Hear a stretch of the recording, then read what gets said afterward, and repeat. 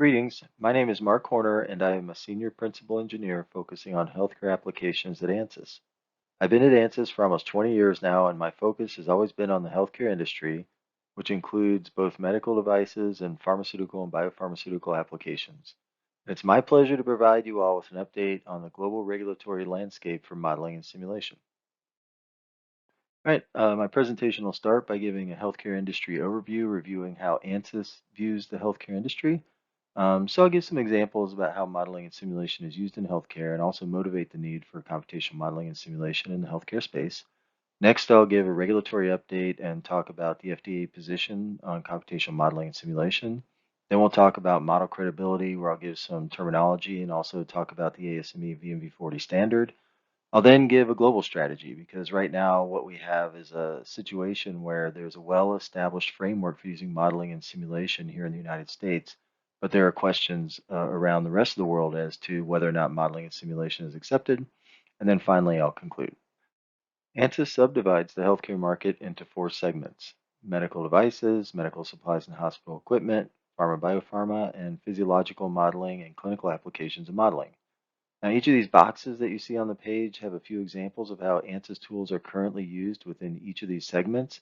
And this is by no means an exhaustive list of applications, but hopefully it gives you some insight into the broad array of Ansys products that our customers and partners are using and how they're applied in this space, ranging from cardiovascular applications, we're looking at mechanical analysis of stents, to electromagnetic simulations, where we're modeling MRI safety, to the pharmaceutical and biopharmaceutical industry, where we're modeling, drug manufacturing and processes like mixing and tablet compaction and spray drying.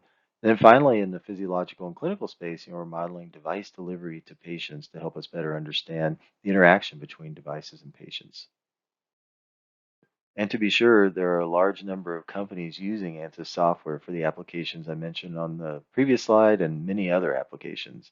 As you can see, we're working with the top 8 medical device companies, top 3 medical imaging companies, top 10 pharma biopharma companies, major regulatory agencies around the world, and the list goes on.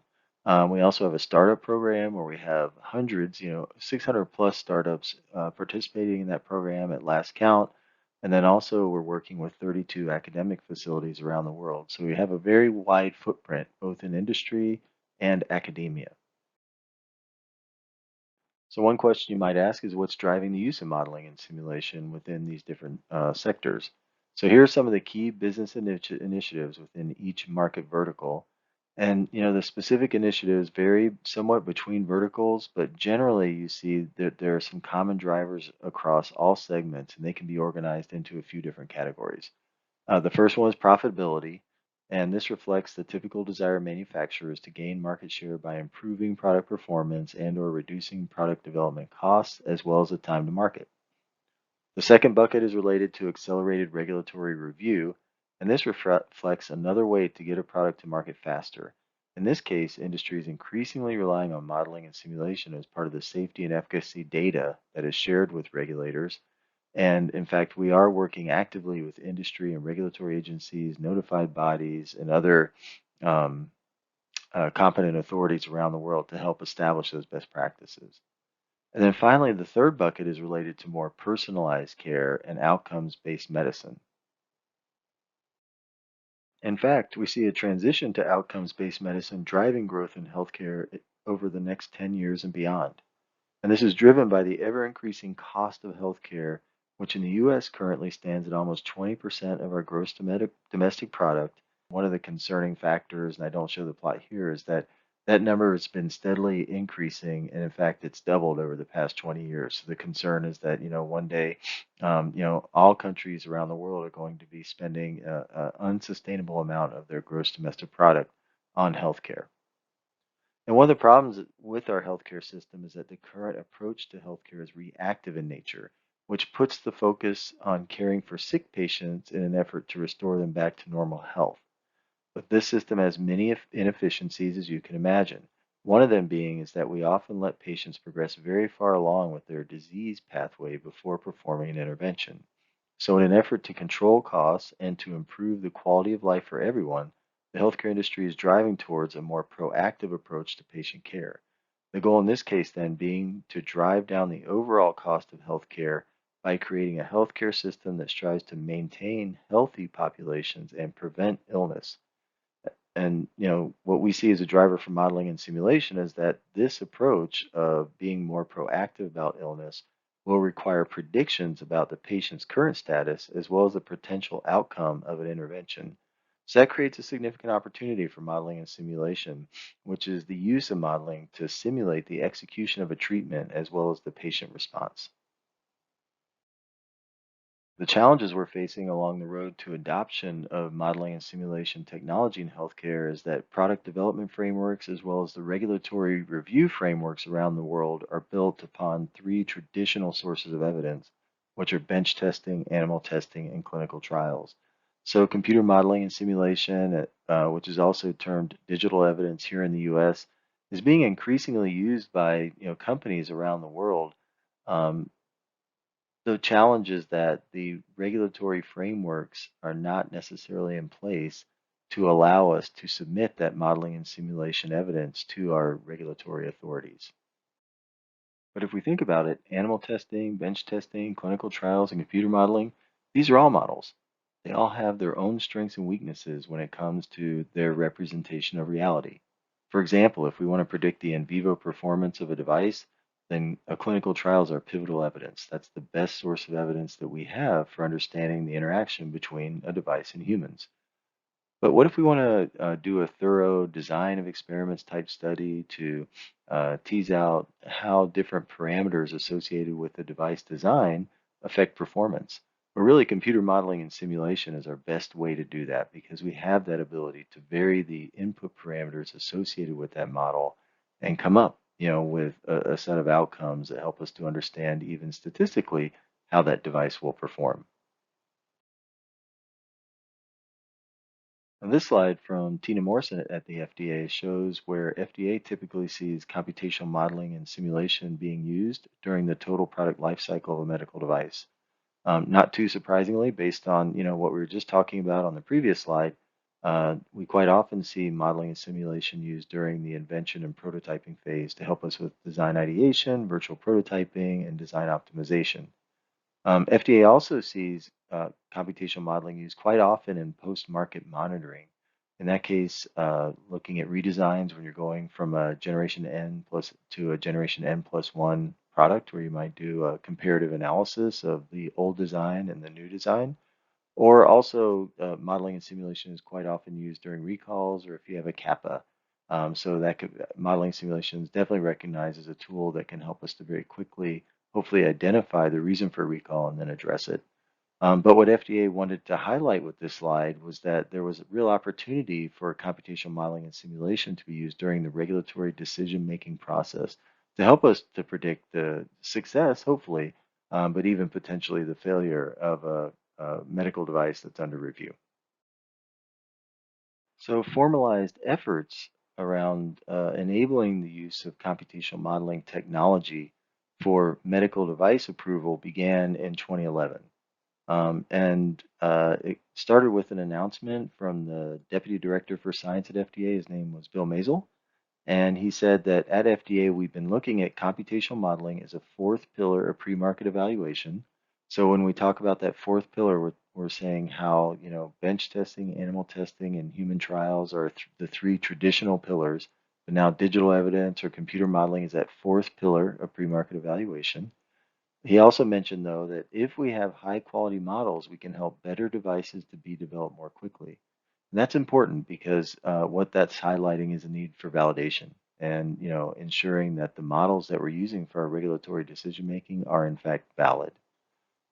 At that same time of this announcement, FDA also released a white paper called Regulatory Science at FDA's CDRH. And in that case, what they focused on were a variety of regulatory science tools that were being explored and developed by the Center for Devices and Radiological Health. And one of those was computational modeling and simulation. And they also released a document outlining the strategic priorities for 2012. And it mentions there, as you see in the lower right-hand side in quotes, CDRH will expand computer modeling and simulation efforts to support regulatory science. So they were calling out computer modeling and simulation by name as part of their strategic priorities for 2012. And in fact, they've maintained that focus on computer modeling and simulation every year since then. Okay, so we have some great news that FDA is putting an emphasis on computer modeling and simulation technology and basically trying to enable the use of modeling and simulation as part of the regulatory decision-making process. But we know that, if they are going to rely on that methodology as one source of evidence, one of the first questions that we'll get and one of the first things we need to be able to establish is that the model has been validated, that there is sufficient trust in the credibility of that model for regulatory decision making. So the question then becomes, how do we do that? So as it turns out, the American Society of Mechanical Engineers, or ASME, has a committee focused on verification and validation in computer modeling and simulation. Their charter is to provide procedures for assessing and quantifying the accuracy and credibility of computational modeling and simulations. And in fact, there's already 3 standards that have been published by ASME focusing on verification and validation of computational models. One is ASME VMV 10, focused on FEA. There's ASME VMV 10.1, which provides an example or an illustration of how to apply the concepts outlined in ASME VMV 10. And then there's also ASME VMV 20, which focuses on computational fluid dynamics and heat transfer. And in the case of VMV 20, it outlines all the concepts as well as a number of examples all in one standard. So with these types of sources, we already have an established repository of VMV science, if you will, and an understanding of the VMV frameworks. The question then is, how do we apply those frameworks within the medical device industry? Okay, so then the ASME VMV4 committee is obviously specifically focused on verification and validation in computational modeling in medical devices. And our charter, as you see here, is to provide procedures to standardize verification and validation for computational modeling in medical devices, and that charter was approved in 2011. So some of the motivating factors for the formation of the VMV40 Standard Committee were that we have a fairly limited availability to validate models in the healthcare space, especially from the clinical perspective. Also, there was a lack of understanding about FDA's expectation for verification and validation in our community in terms of what evidence would be required. And so addressing this issue would be central to increasing the use of modeling and simulation within device submissions. So this slide summarizes the ASME VMV40 membership around the time the standard was approved in 2018. And what you can see in the slide is that we have broad participation from many medical device manufacturers. We have industry service providers like Ansys. There's consultants like Exponent. We have companies that are doing software as a medical device like HeartFlow, as well as, very importantly, the US FDA. So, through this multi-stakeholder community that's able to, that represents the entire ecosystem of medical devices, we feel like we came up with a truly consensus document in the end, a consensus standard representing a critical need for the medical device industry. And not only did we have consensus of the medical device community and the many stakeholders associated with the community, but only 2 months after the VMV40 standard was released, the FDA listed the VMV40 standard as a recognized consensus standard. So that gives us a little more cachet, if you will, when it comes to the credibility of that document and the importance of the VMV40 standard for the medical device industry and for regulatory review. Okay, so I've mentioned VMV40 a lot. We're about to get to it. I'm going to take you through that standard and describe to you what we developed. But before we do that, let's make sure we're all on the same page regarding the terminology around VVUQ, because these are terms that are often confused. Okay, so the first term we'll talk about is verification. And verification answers the question, did you solve the underlying mathematical model correctly? So when we talk about verification, we want to generate mathematical evidence from our numerical solutions that tells us whether or not there are bugs in our source code, and that's a process called code verification, or whether or not our mesh is sufficiently refined so that our answer is independent of the mesh resolution itself. So the typical mesh refinement studies that we do, and that's called a process of calculation verification. The next term the next term I'll define is validation. which is whether or not the underlying mathematical model correctly represents the reality of interest. In that case, we need to generate experimental evidence to compare to our results of our computational model, because that experimental data is what's going to help us to justify that the results from our mathematical model are correct. So an important takeaway from just defining validation is that we can't have validation without experimental evidence. The next term is uncertainty quantification. So that speaks to what are the uncertainty in the inputs and what is the resultant uncertainty in the outputs, and that's statistical evidence. So one of the really uh, rewarding parts of this BBUQ journey for me was learning about how do we propagate uncertainty in inputs into our computational model into uncertainties in our outputs that we can actually put an error bar on our computational model result as well. The next term I want to talk about is applicability. So how relevant is the validation evidence to support using the model in the context of use? And that requires engineering judgment. So how applicable is the validation activities that we performed to the decisions that we want to make based on the model? And then finally, the last term is credibility. So based on the available evidence, is there belief in the predictive capability of the computational model for the context of use? And again, that relies on engineering judgment. Now, I've used this term context of use twice. You may not be familiar with it. I'll talk about it in just 2 slides. So give me just a second and then we'll go through that term. So now let's take a look at the contents of the VNV-40 standard. The standard itself outlines what we call a risk-informed credibility assessment framework, and this framework provides a process for modelers to establish the credibility requirements of a computational model based on the risk associated with the decision that will be made, based at least in part on the results of a model. It's a bit of a mouthful, but I'll take you through it here over the next 5 or so slides. The flow chart shown at the top of the slide is the risk-informed credibility assessment process. It's the first figure in the VNV-40 standard, and we spend the entire standard explaining how to understand and implement this framework. So let's take a quick look and a guided tour through the elements of this workflow. The credibility process begins by identifying a question of interest, which describes the specific question, decision, or concern that's being addressed with the model. The question of interest could range from relatively simple questions, such as what's the required thickness of a catheter tube wall to resist the maximum pressure, up to more complex, questions. One example being the use of computational electromagnetics and thermal analysis to address the MRI safety of an implanted device. So in the end, you have an engineering question you want to answer, and that's your question of interest.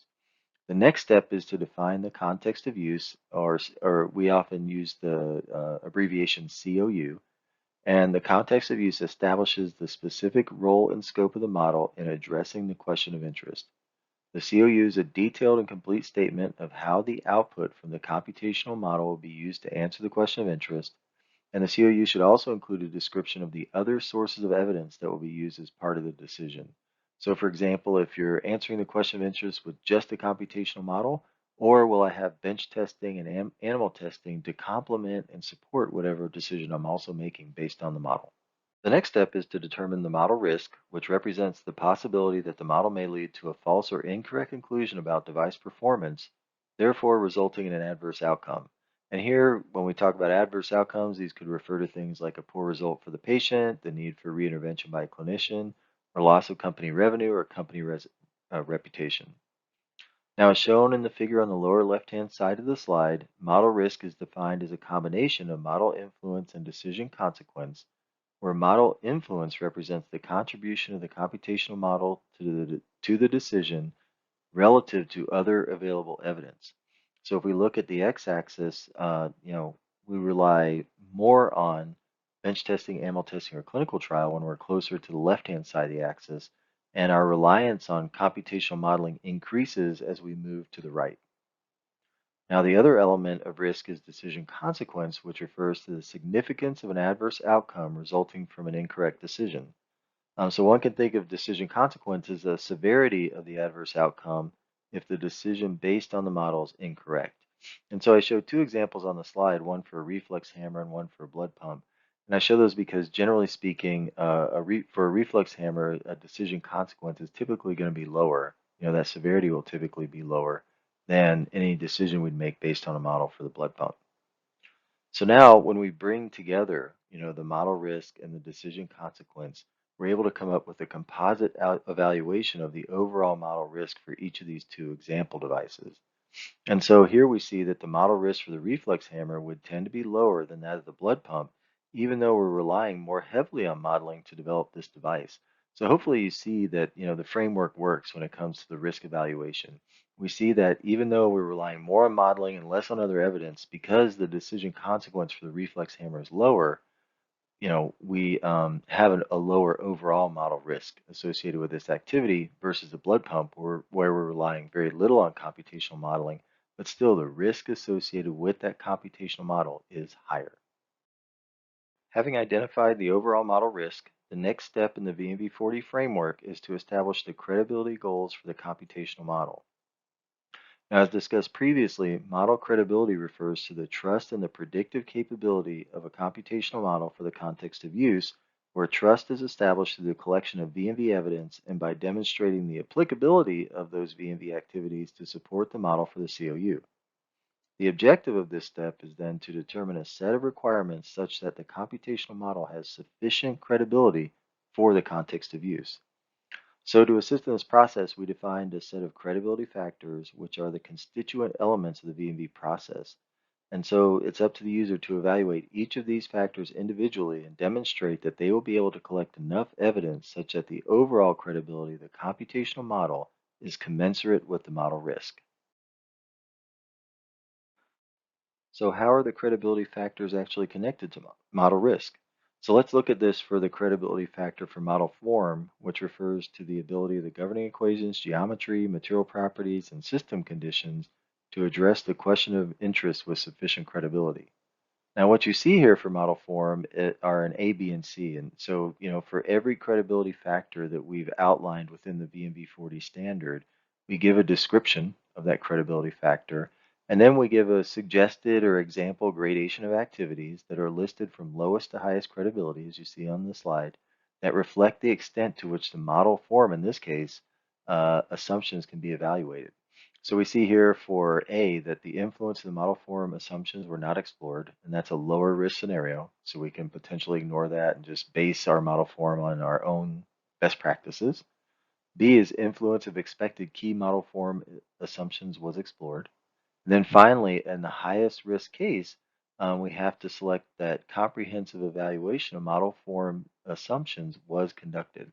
And so what we do then is go through this process for each of the individual credibility factors that I outlined on the previous slide. And through that, we're then able to establish a set of requirements on our computational model such that the final result, once we go through the V&V activities, is hopefully a model that has sufficient credibility for decision making. The next step then is to perform the credibility activities themselves. However, the goal of the VMV40 standard is not to describe the technical details of VVUQ. Instead, we point to other standards such as the ones I mentioned earlier, ASME VMV10 for FEA and ASME VMV20 for computational fluid dynamics and heat transfer. These documents contain more than enough information and examples to get you started down the VVUQ path, and I highly recommend them as companion documents to the VMV40 standard. Now, upon completion of the credibility activities, the next step is to determine the overall credibility of the computational model for the context of use. The review of the completed activities and outcomes should include consideration of the context of use, the model risk, establish goals for all credibility factors, and any additional knowledge gained during the V&V process.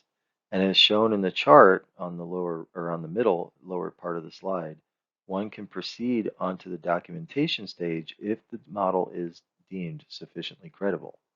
However, you'll also notice that if the answer is no to whether or not the model is sufficiently credible, there is a feedback loop where we can go back and adjust our V&V activities to potentially collect more information. We can adjust our context of use, see what we can do to adjust model risk, etc., such that we don't necessarily abandon the activity right away just because things didn't work out on our first pass.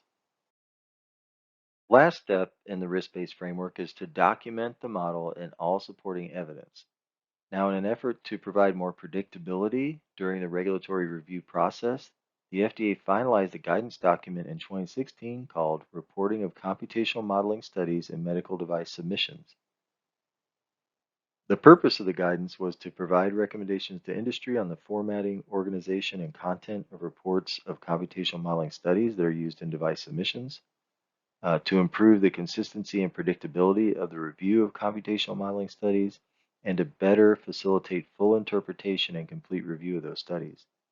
The guidance document accomplishes this by providing the format of what is called a CM&S report, and the outline for that is seen on the right-hand side of the slide. As you can see there, the report contains 15 major sections. There are no, when you look at the different section headings, there's no big surprises here. Just keep in mind that the focus of this document is on reporting your model. Thus, it doesn't contain any information on how to perform credibility activities, VVUQ, etc. It lists validation as important, but it's really relying on VMV 40, VMV 10, 20, or other practices to establish that a model is credible. Last thing I would like to mention about the contents of the standard itself are the illustrations and examples that you'll come across as you read through the document. Illustrations are located in the main body to provide more details about key concepts as they're introduced. And in Appendix B, we included 6 examples which demonstrate the application of the risk-informed credibility framework to a variety of medical device types and physics. So a list of the examples is shown in the upper table on the right-hand side of the slide.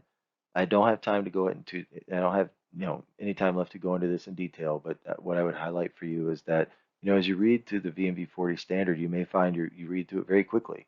It's very easy to miss a lot of the key concepts, and so through the examples, those help to tease those out. So I definitely recommend us, reading and studying the examples to help you better understand how to apply the framework.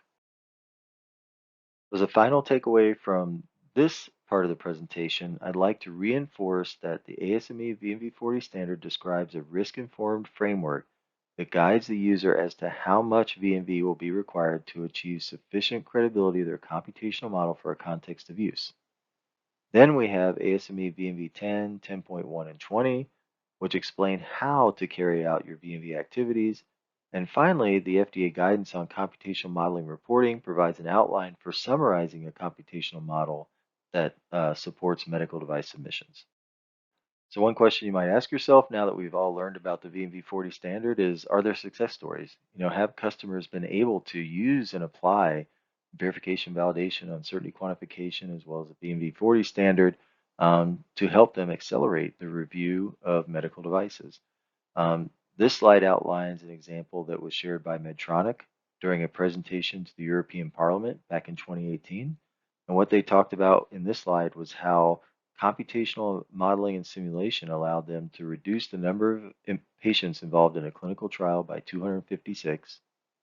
Through that, they saved $10 million in the clinical trial alone because each patient that participated in that trial cost $40,000. Because they had a limited clinical trial, fewer participants than expected, the product was released 2 years earlier. And then, as a benefit to society, 10,000 patients were treated during those 2 years with this next generation breakthrough technology. So this is really showing how computational modeling and simulation can be a game changer. It can really help us to accelerate the development, the evaluation, and the approval of medical devices. Great story. Okay, so for my last section then, I'll talk about global strategy. So what we already saw today was that the ASME VMV40 standard was developed in collaboration with the medical device industry and the US FDA, and that we have a clear and consistent regulatory framework for using computational modeling and simulation in the United States. But the question then becomes, can we scale this out? Can we use this in other geographies? So the medical device industry, to address this question, has partnered with the Avicenna Alliance. So the Avicenna Alliance is a European-based organization that brings together healthcare stakeholders with the goal of making in silico medicine standard practice in healthcare. And when we talk about in silico medicine, we're talking about the use of individualized computer modeling and simulations in all aspects of the disease pathway. And so they're accomplishing this through a collaborative ecosystem of patients, clinicians, academics, industry, policymakers, regulators, and payers. So really trying to engage the entire healthcare ecosystem. And their mission then is to significantly accelerate medical innovation and its practical implementation to ensure safe, affordable, and cost-effective healthcare through the large-scale adoption of in silico medicine. The working groups within the Avicena Alliance is an international working group whose focus is on, you know, what can we do to engage regulatory agencies and other stakeholders around the world to help us. So the Avicena Alliance has a number of working groups focusing on things like policy and pharma and others. One of those working groups is the International Working Group, and underneath that is the Global Harmonization Task Force, which I chair. And our mission is to inform and educate regulatory agencies around the world to ensure harmonized adoption of in silico methods. And I'm running out of time, so I'll just let you read the goals. But the goals are pretty clear and not too surprising in terms of what we're trying to accomplish as a team to scale out, the accomplishment that we've made here in the U.S., which is a clear, predictable, and consistent pathway for the use of modeling and simulation in regulatory decision making, and to see if we can really scale it out to other countries. So in conclusion, when we think about computer modeling and simulation, how it can be used to support product development, some of the things we didn't talk about, because I had to hide those slides just for sake of time, is how we can use modeling and simulation to reduce risk through a comprehensive evaluation of new products, at the component, subsystem, and system level. Modeling and simulation can help us to optimize experimentation through simulation-driven designs. And then that's driving the experiments that we're performing, which then informs the next set of simulations that we perform.